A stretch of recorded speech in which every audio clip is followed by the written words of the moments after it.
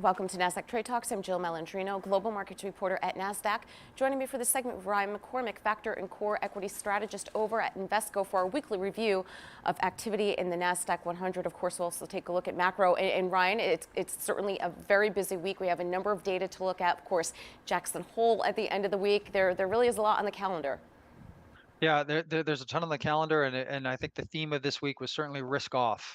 You had QQQ and QQQM down 5.49 and 5.48% respectively, underperforming S&P down 4.05% and S&P 500 value down 3.05%. But it seems like most of the attention is going to be on Friday's speech by Fed Chair Powell after the economic symposium this week in Jackson Hole, hosted by the Kansas City Fed. If you recall, last year's speech included remarks that the Fed believed inflationary pressure to be transitory, which a notion that has obviously proved incorrect, and one that the Fed acknowledges that it misjudged. But investors seem to be expecting Powell to take a hawkish tone when he speaks on Friday. Obviously, they're going to look to glean any insight on the pace of future rate hikes or change in monetary policy stance, as they seem to do in every press conference or around every release of Fed minutes. But markets really did seem to hit the pause button after the rally that we've seen since the lows of June, and kind of take some money off the table ahead of the meeting. From June 16th through last Thursday, August 18th, we've seen QQQ rally by 21.51%, and the S&P 500 advancing by 17.13%. And then come Friday and Monday, we saw QQQ fall by 1.95% and 2.63%. Yeah, well, Ryan, it's interesting. I can't believe it's been a year already, but when we were talking about transitory last year, our first thoughts were, well, wages really aren't transitory. You don't pay someone $15 an hour, then retract that at some point. So with that notion in mind, what are you thinking when it comes to employment data? Because we got some of that out today too. Yeah, so I think it's really interesting, right? I mean, tomorrow we're going to get the second reading of Q2 GDP along with initial jobless claims. And if you look at the claims picture, right, for the week ended August 13th, were reported last Thursday at 250,000, right? And that missed estimates of 264.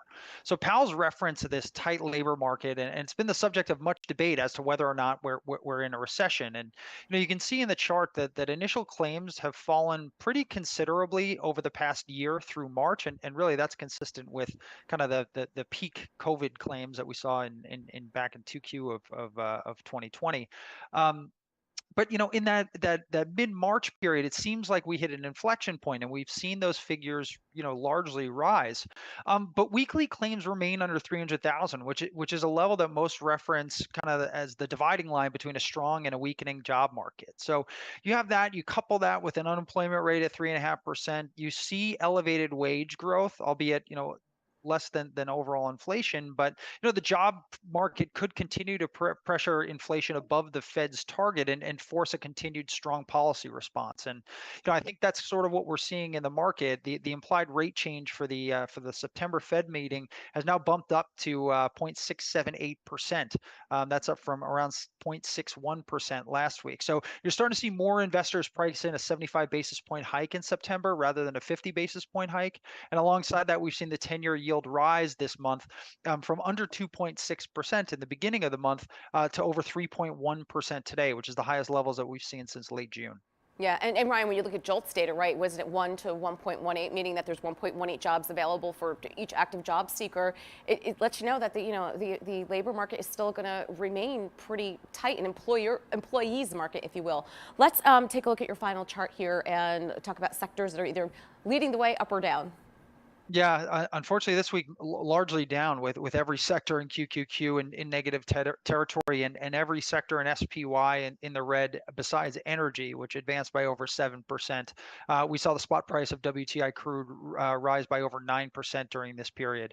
But lack of energy exposure, weak performance from overweight technology sector, which was down over 5%, and poor performance from the healthcare sector were the largest detractors from relative performance against SPY. But in single company news tonight, we get earnings from NVIDIA, one of the last companies in Nasdaq-100 to report.